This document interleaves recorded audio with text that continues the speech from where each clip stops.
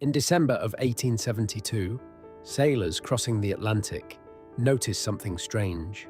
A ship was drifting alone in open water.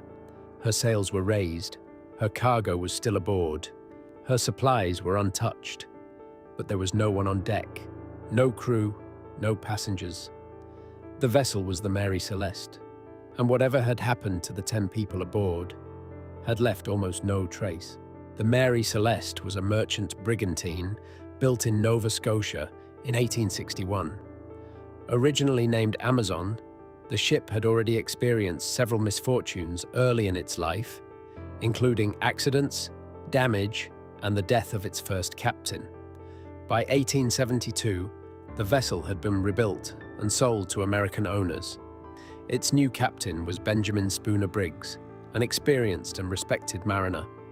In November of that year, Briggs prepared the ship for a voyage across the Atlantic. The Mary Celeste would sail from New York to Genoa, Italy. Its cargo was unusual, more than 1,700 barrels of industrial alcohol. Joining Captain Briggs on the journey were his wife Sarah, their 2-year-old daughter Sophia, and a carefully selected crew of 7 sailors. On November the 7th, 1872, the Mary Celeste departed New York Harbor. No one aboard knew they were beginning one of the strangest maritime mysteries in history. Nearly a month later, another ship crossed her path, the Dei Gratia. On December 4th, 1872, sailors aboard the British brig noticed a vessel drifting strangely in the distance. The ship wasn't responding to signals, and she seemed to be moving erratically. Captain David Morehouse ordered a small boarding party to investigate. As the men climbed aboard, they immediately realized something was wrong. The Mary Celeste was completely empty. The scene they found was unsettling. The ship was still seaworthy. Her hull was intact.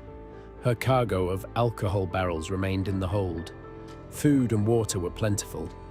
Personal belongings, clothing, valuables, even the crew's pipes were still in their places.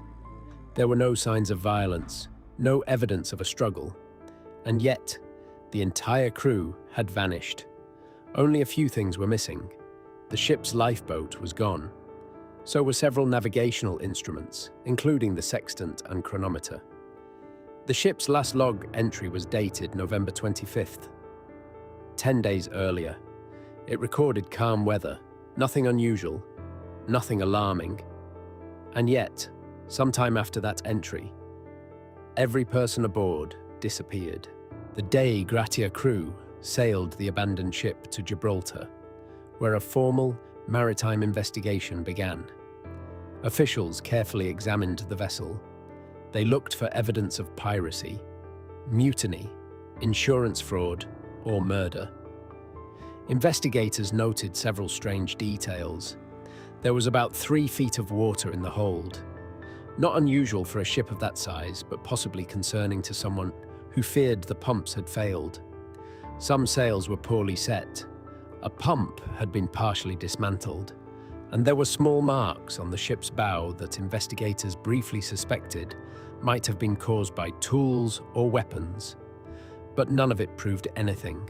No clear evidence of violence was ever found. After months of inquiry, the investigation ended without answers. Over the years, many explanations have been proposed. Some believe the crew might have panicked after smelling fumes from the alcohol cargo. If vapors built up in the hold, the crew might have feared an explosion. In that case, Captain Briggs may have ordered everyone into the lifeboat temporarily.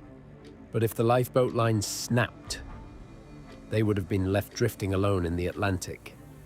Others suggested a waterspout, a seaquake, or sudden storm might have frightened the crew into abandoning ship. More dramatic theories soon appeared as well. Mutiny, pirates, insurance conspiracies, even sea monsters. But none of these ideas have ever been proven, and none explain every detail. The Mary Celeste continued sailing after the mystery, but the story followed her. Many sailors refused to serve aboard the ship. Some believed it was cursed.